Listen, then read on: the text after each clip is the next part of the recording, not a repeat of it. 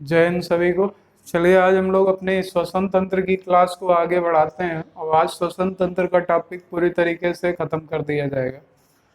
यानी श्वसन तंत्र का टॉपिक को आज हम लोग पूरी तरीके से कंप्लीट करेंगे। इसके बाद आपको थोड़ा सा हम बता दें, जैसा कि आप लोगों ने केमिस्ट्री के लिए आप सब तैयार हो, तो आज और कल कल भी आपकी बायो की क्लास होगी। इसके बाद फ्राइडे और सैटरडे 2 दिन आपकी केमिस्ट्री की क्लास हुआ करेगी। तो नोट चाहे तो आप नोट कर लीजिएगा कि फ्राइडे और सैटरडे की क्लास जो हुआ करेगी वो फ्राइडे सैटरडे की क्लास आप लोगों की वो मुख्य रूप से हुआ करेगी केमिस्ट्री की, और 4 दिन की क्लास जो होगी वो आपकी हुआ करेगी बायोलॉजी की। तो इस तरीके से हम लोग सिलेबस को आगे लेके चलते हैं। बाकी यूट्यूब पे आप जा करके यूपी स्पेशल पढ़ ही रहे होगे, करंट अफेयर्स पढ़ ही रहे होगे। करंट अफेयर्स में हो सकता है कल या परसों में हम एक करंट अफेयर्स का एक वीडियो और डाल दें। तो करंट अफेयर्स आपका वो भी आपका चल रहा है। तो इधर से हम लोग अब बायो को आगे बढ़ाते हैं और आज श्वसन तंत्र का टॉपिक समाप्त करके कल हम नया टॉपिक उठाएंगे। तो आज श्वसन तंत्र को पूरी तरीके से पूरा करते हैं। हम लोगों का टॉपिक चल रहा था श्वसन तंत्र का। श्वसन तंत्र यानी रेस्पिरेटरी सिस्टम। रेस्पिरेटरी सिस्टम के बारे में हम लोग जहाँ तक पहुंचे थे उसमें हम लोग फेफड़े की पूरी क्रियाविधि के बारे में समझ रहे थे। और फेफड़े की क्रियाविधि समझने के बाद फिर हम लोगों ने ये पढ़ा था कि आप लोगों ने पिछली क्लास यानी जो कल की क्लास हुई थी उसमें आप लोगों ने पढ़ा था कि एक तो श्वसन वो होता है, यानी श्वसन की जो क्रियाविधि यानी मैकेनिज्म जो हम लोग समझ रहे थे उसमें एक तो हम लोगों ने पढ़ा कि आपका लंग्स और इन्वायरमेंट के बीच में जो श्वसन होता है, और एक श्वसन होता है जो कोशिका के भीतर होता है। तो यहाँ से जो लंग्स और इन्वायरमेंट के बीच होता है इसे हम लोग क्या बोलते हैं, इसे वायु श्वसन कहा जाता है। वायु, या इसी को एक्सटर्नल रेस्पिरेशन के नाम से जानते हैं। कोशिका के अंदर जो होता है इसे हम लोग अंतः श्वसन या इंटरनल रेस्पिरेशन के नाम से जानते हैं। तो यहाँ तक हम लोग पढ़ चुके थे। इसके बाद लंग्स और एनवायरनमेंट के बीच में हमने एक टर्म बताया था, इसको क्या कहा जाता है, तो इसको ब्रीदिंग के नाम से जाना जाता है। ब्रीदिंग का मतलब हमने बताया था श्वासोच्छ्वास। ये टर्म हम लोगों का चल रहा था। इसके बाद हम लोगों ने पढ़ा था कि हम लोग कितनी वायु यानी कितनी हवा शरीर के भीतर लेते हैं। भीतर को हम लोग एक टर्म यूज करते हैं कि शरीर के अंदर जो हवा ली जाती है उसको क्या कहा जाता है, तो उसे इनहेल के नाम से भी जाना जाता है। भीतर कितनी लेते हैं, तो जितनी वायुमंडल में पाई जाती थी उतनी ही लेते हैं। इसके बाद बाहर कितनी छोड़ी जाती है वो भी बात हो गई थी। अब हम लोग चल रहे थे कोशिका के टर्म में। कोशिका के टर्म में हम लोगों ने पढ़ा था सबसे पहला, कोशिका में जो पहली क्रिया होती है कोशिका के भीतर उसको हम लोगों ने बोला था ग्लाइकोलाइसिस। ग्लाइकोलाइसिस ग्लाइकोलाइसिस को हम लोग ईएमपी के नाम से भी संबोधित किए थे। और ईएमपी में हम लोग पढ़ रहे थे कि ग्लाइकोलाइसिस का मुख्य रूप से कार्य होता है, ये एक प्रकार के अनाक्षी श्वसन की प्रक्रिया है। अनाक्षी क्यों, क्योंकि यहाँ पर O2 अब्सेंट होती है, यानी O2 नहीं पाई जाती, इसलिए ये एक अनाक्षी श्वसन की प्रक्रिया है। लेकिन प्रक्रिया चाहे अनाक्षी श्वसन हो चाहे आक्षी श्वसन हो, दोनों प्रकार की प्रक्रिया में शुरुआत आपकी कहाँ से होगी, तो शुरुआत ग्लाइकोलाइसिस से ही होती है। तो हमने बताया था आपसे क्वेश्चन अगर पूछा जाए कि आक्षी और अनाक्षी दोनों प्रकार के श्वसन में कौन सी एक प्रक्रिया है जो कॉमन है, तो वो ग्लाइकोलाइसिस या ईएमपी चक्र है। इसके बाद हम लोगों ने इसमें पढ़ा था कि ग्लूकोज टूटता है इसमें, और ग्लूकोज टूट करके आगे जा करके वो किसमें कन्वर्ट हो जाता है, तो हमने बताया था ये पायरुविक अम्ल में कन्वर्ट हो जाता है। और ये पायरुविक अम्ल आगे की प्रक्रिया इसके क्या होती है, तो यहाँ तक तो होता है ग्लाइकोलाइसिस। अब हम लोग इसके आगे की प्रक्रिया को आज समझने वाले हैं कि इंटरनल रेस्पिरेशन यानी जो कोशिका के भीतर होता है उसमें अगली प्रक्रिया पायरुविक अम्ल के बाद क्या होती है। देखिए अगला एक चक्र और पढ़ा जाता है, ये तो हो गया आपका ग्लाइकोलाइसिस चक्र या ईएमपी चक्र। इसके बाद ये पहला था, दूसरा कौन सा होता है, तो दूसरे चक्र को कहा जाता है क्रेब्स चक्र।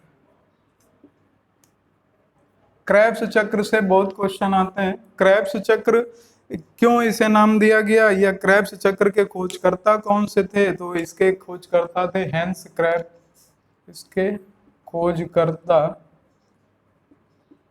इनका नाम था हैंस क्रैब, इसलिए इसे हैंस क्रैब के नाम पर ही इसे क्रेब्स चक्र के नाम से जाना जाता है।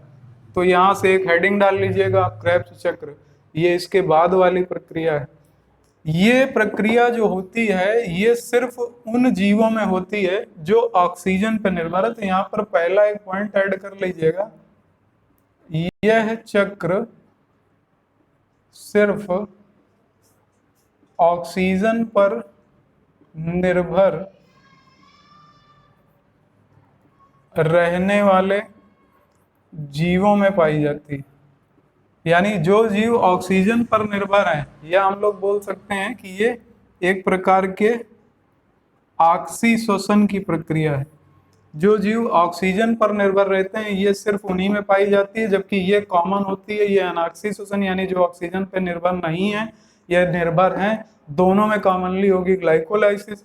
लेकिन अगर ऑक्सीजन पर निर्भर रहने वाले जीव हैं तो उनमें सिर्फ प्रक्रिया जो होगी वो होती है क्रेब्स चक्र।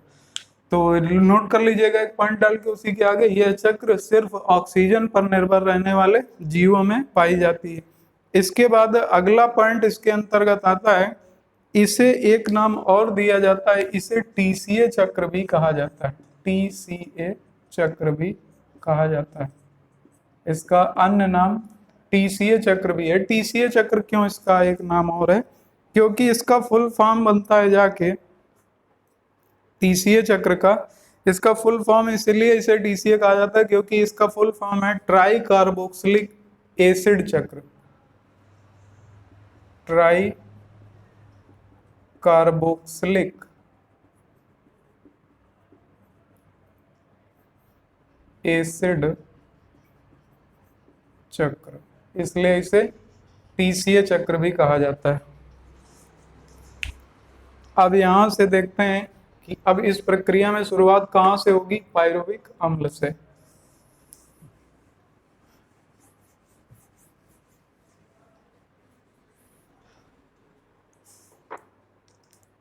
देखिए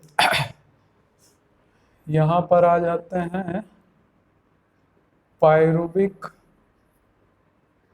अम्ल। अब ये पायरुविक अम्ल किसमें कन्वर्ट होगा, तो पायरुविक अम्ल बदलेगा, यानी पायरुविक अम्ल किसकी, ऑक्सीजन की उपस्थिति में टूटेगा, तो ये कन्वर्ट होगा किसमें, तो ये कन्वर्ट होगा कार्बन डाइऑक्साइड, साथ में निकलेगा जल और निकलेगी ऊर्जा। ये ऊर्जा कितनी होगी इसके संबंध में आप ये हमेशा याद रखिएगा, यहाँ पर 36 एटीपी ऊर्जा बनती है, 36 एटीपी ऊर्जा बनती है। तो आपसे अगर क्वेश्चन पूछा जाए कि ग्लाइकोलाइसिस प्रक्रिया में ऊर्जा कितनी बनती है, तो यहाँ पर कल आप लोगों ने पढ़ा था 2 एटीपी, क्योंकि 4 एटीपी ऊर्जा बनती थी, 4 एटीपी बनती थी, 2 एटीपी यहाँ पर खर्च हो जाती थी, तो बचती कितनी थी, 2 एटीपी, यानी 2 एटीपी ऊर्जा यहाँ पर बच जाती थी।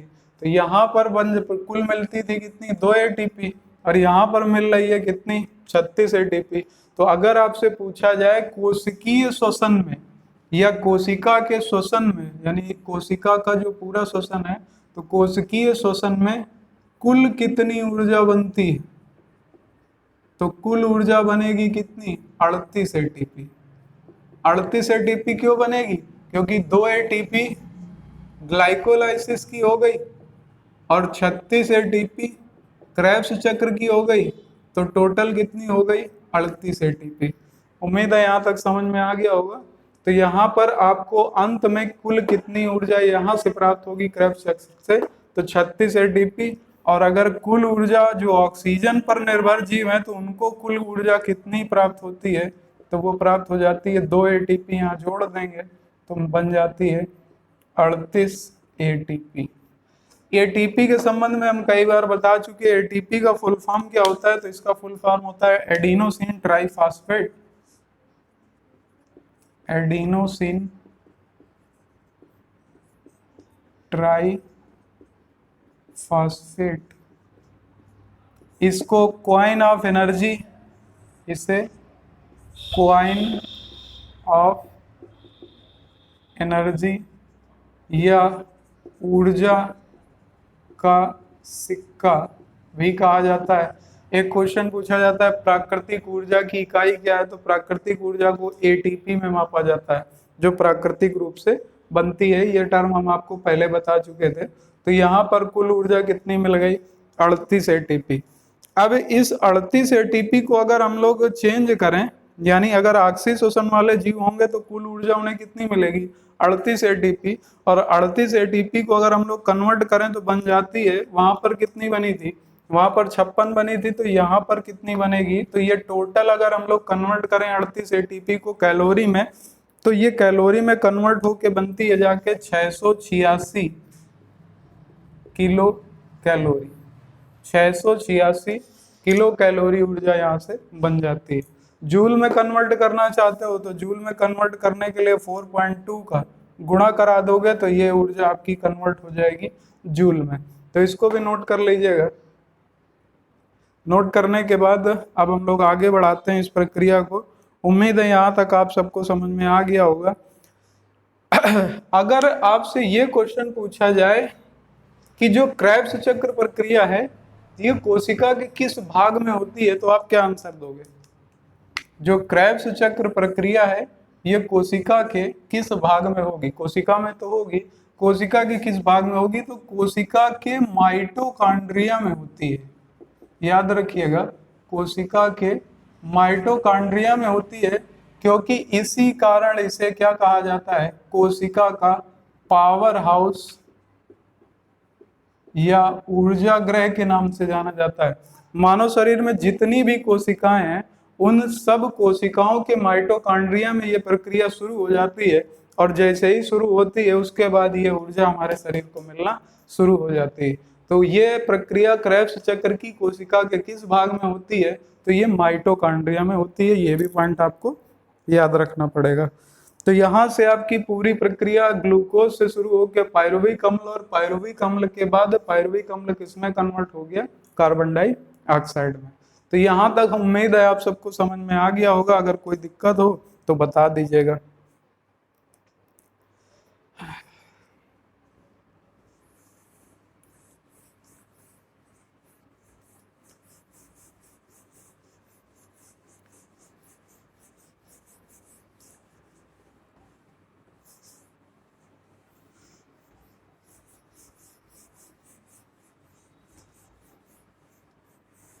इसके बाद आपसे क्वेश्चन पूछा जा सकता है कि स्वस्थ मनुष्य कितने बार श्वसन करता है।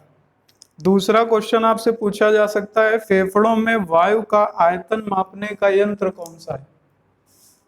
फेफड़ों में वायु का आयतन मापक यंत्र कौन सा है। एक तो क्वेश्चन ये बन सकता है, एक क्वेश्चन बन सकता है प्रमुख, यह पूछा जा सकता है मानव का प्रमुख श्वसन अंग कौन सा है। एक क्वेश्चन आपसे पूछा जा सकता है मानव का प्रमुख श्वसन कोशिकांग कौन सा है। प्रमुख श्वसन कोशिकांग कौन सा है। एक क्वेश्चन बन सकता है वयस्क मानव में श्वसन दर क्या होती है। श्वसन दर क्या होती है। बच्चों में श्वसन दर क्या होती है। इसी से क्वेश्चन पूछा जा सकता है, सोते समय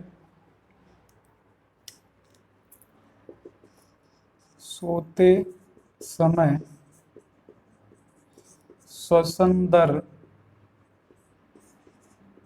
क्या होगी, बढ़ेगी कि घटेगी। एक क्वेश्चन पूछा जा सकता है, ऑक्सीजन की कमी होने वाले स्थानों पर श्वसन दर क्या होगी या क्या प्रभाव पड़ेगा। तो ये क्वेश्चन आपसे पूछे जा सकते हैं, तो मेरा समझना है कि ये क्वेश्चन आपको याद होने चाहिए और क्वेश्चन आपके दिमाग में होने चाहिए। तो चलिए नोट कर लीजिएगा पहले इनको, फिर हम इनके आंसर बताते हैं आपको। अगर आप जानते हैं तो आंसर करिएगा।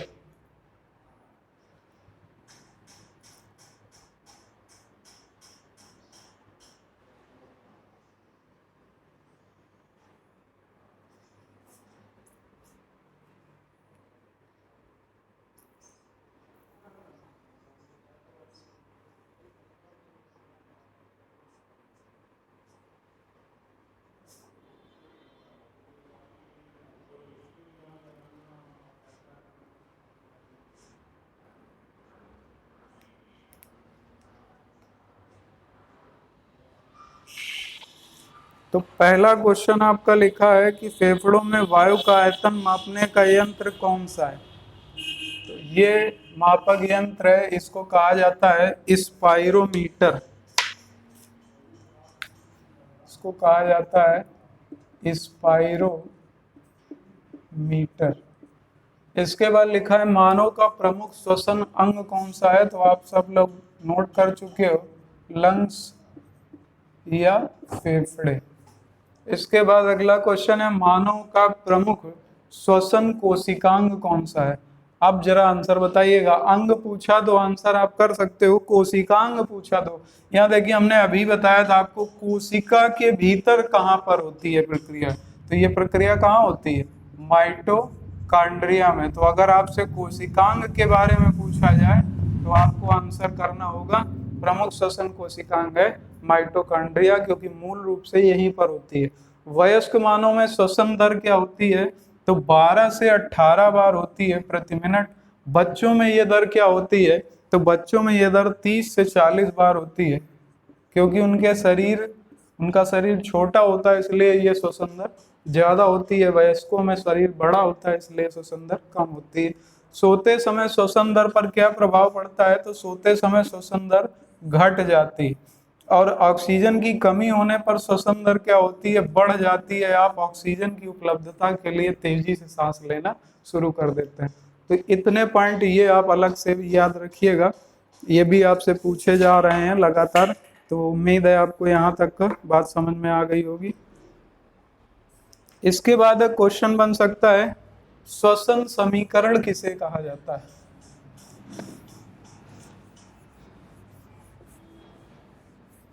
श्वसन समीकरण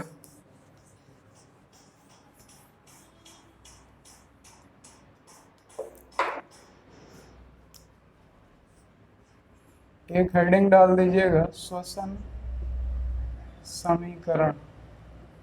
देखिए श्वसन समीकरण पूरी प्रक्रिया को हम लोग एक साथ लिखेंगे और प्रक्रिया होगी C6H12O6 प्लस O2, क्योंकि श्वसन समीकरण है इसलिए ऑक्सीजन उपलब्ध होना चाहिए।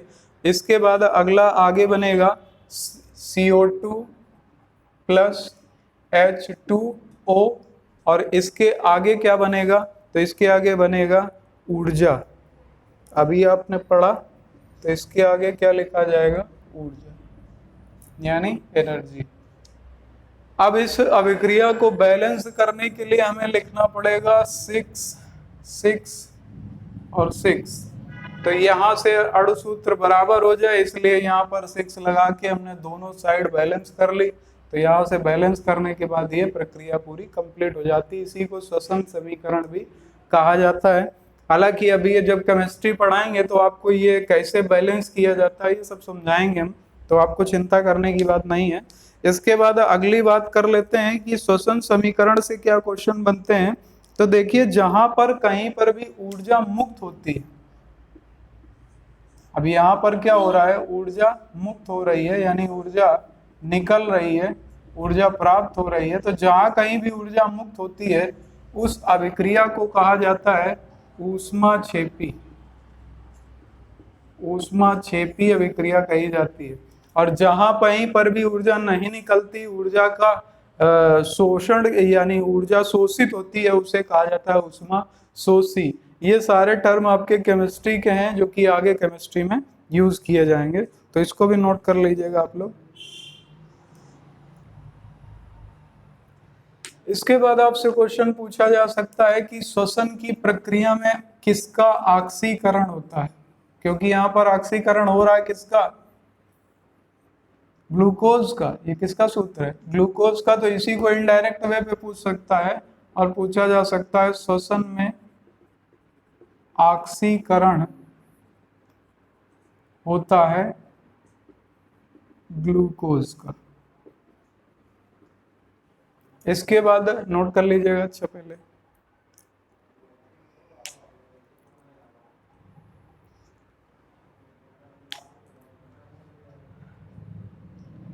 इसके बाद क्वेश्चन बन सकता है कि श्वसन शरीर के लिए किस प्रकार की अभिक्रिया है।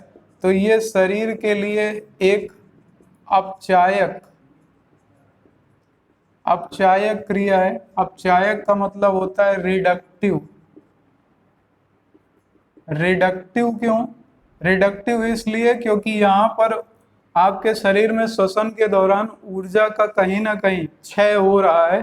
क्योंकि आपका अगर ऊर्जा का क्षय ना हो रहा होता, ऊर्जा मुक्त तो होती है लेकिन वो तब होती है जब आप भोजन करते हो। लेकिन अगर आपने भोजन नहीं किया है तो आपके शरीर में क्या होगा, आपके शरीर में आपको कमजोरी आने लग जाएगी। इसलिए श्वसन एक प्रकार की रिडक्टिव या अपचायक क्रिया है। ये शरीर में उपस्थित पहले से उपस्थित ऊर्जा को कम भी करती है, तो इसे अपचायक या रिडक्टिव रिएक्शन भी कहा जाता है। ये भी नोट कर लीजिएगा, ये धीरे धीरे आपके शरीर के वजन को कम करती जाती है अगर भोजन ना लिया जाए।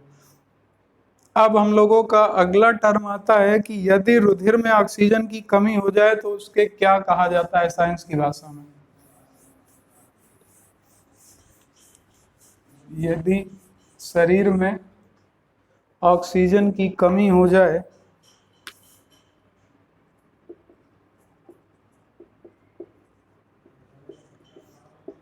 कमी हो जाए तो इसे क्या कहा जाएगा, या इस साइंस के टर्म में क्या कहा जाता है।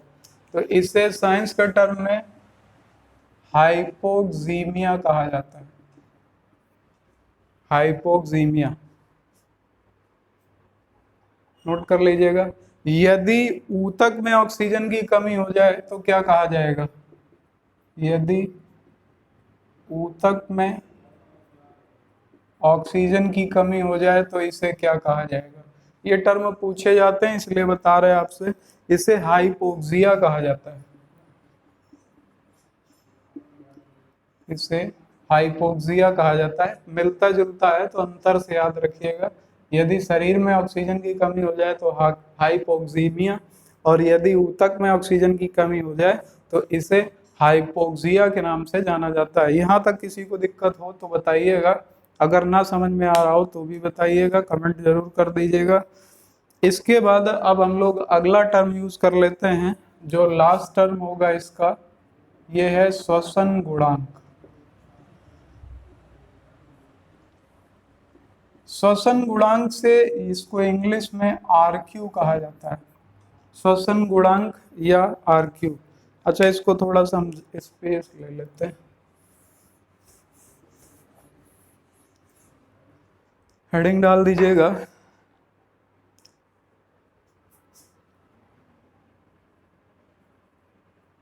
श्वसन गुणांक या आरक्यू। फुल फॉर्म होता है इसका रेस्पिरेटरी कोएफिशिएंट।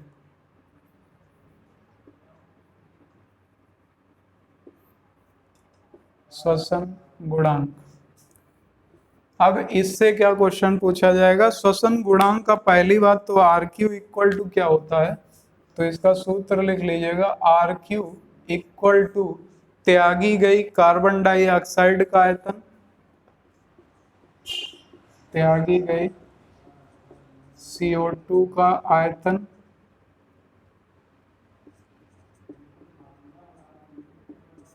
अपॉन त्यागी गई CO2 का आयतन अपॉन ग्रहण की गई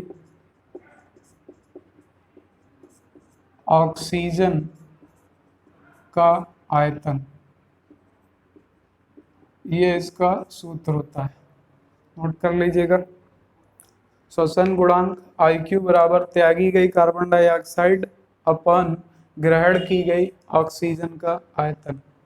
अब हम लोग जरा देख लेते हैं एक टर्म में यूज करके, जैसे सबसे पहले कार्बोहाइड्रेट के टर्म में इसको यूज करके देखते हैं।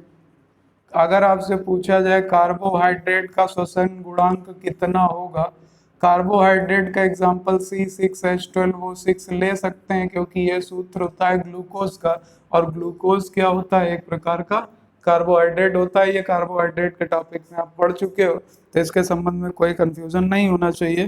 तो यहाँ पर हम लोग कार्बोहाइड्रेट के संबंध में जब इसे निकालेंगे तो कार्बन और ऑक्सीजन यहाँ पर कितना कितना है, तो 6/6, क्योंकि सी में कितना 6 और ऑक्सीजन में कितना 6, दोनों कट जाएंगे, कितना आ जाता है 1। तो यहाँ पर कार्बोहाइड्रेट का अगर आपसे श्वसन गुणांक पूछा जाए तो कार्बोहाइड्रेट के लिए इसका मान कितना होगा, तो R Q equal to carbohydrate के लिए कितना बन जाता है 1। नोट कर लीजिएगा, कार्बोहाइड्रेट का श्वसन गुणांक 1 होता है। अगर यही टर्म आपका प्रोटीन के लिए पूछा जाए कि प्रोटीन के लिए इसका क्या मान होता है, तो याद रखिएगा प्रोटीन के लिए आर क्यू का मान सदैव 1 से कम होता है, 1 से कम होता है। अगर आपसे पूछ लिया जाए वसा के लिए इसका मान क्या होगा, तो याद रखिएगा वसा के लिए आर क्यू का मान क्या होता है, नोट कर लीजिएगा, वसा के लिए आर क्यू का मान क्या होता है, तो वसा के लिए आर क्यू का मान 1 से बहुत कम होता है, 1 से बहुत कम होता है। वहीं पर अगर आपसे अम्ल के संबंध में पूछ ले, जैसे कार्बनिक अम्ल शरीर में बनते हैं, तो यहाँ पर इनके लिए क्या मान होगा, तो नोट कर लीजिएगा, कार्बनिक अम्लों के लिए आर क्यू का मान सदैव 1 से अधिक होता है। तो यहाँ से आर क्यू का मान सदैव 1 से अधिक होगा, यह टर्म नोट कर लीजिएगा। इसके बाद श्वसन गुणांक मापने का यंत्र कौन सा है, अगर आपसे क्वेश्चन ये पूछा जाए कि श्वसन गुणांक मापक यंत्र कौन सा है, क्योंकि किसी न किसी यंत्र से तो इसे मापा जाता होगा, तो श्वसन गुणांक मापक यंत्र को क्या कहा जाता है, तो इसे कहा जाता है गैनोंग स्पाइरोमीटर, इसे कहा जाता है गैनोंग स्पाइरोमीटर।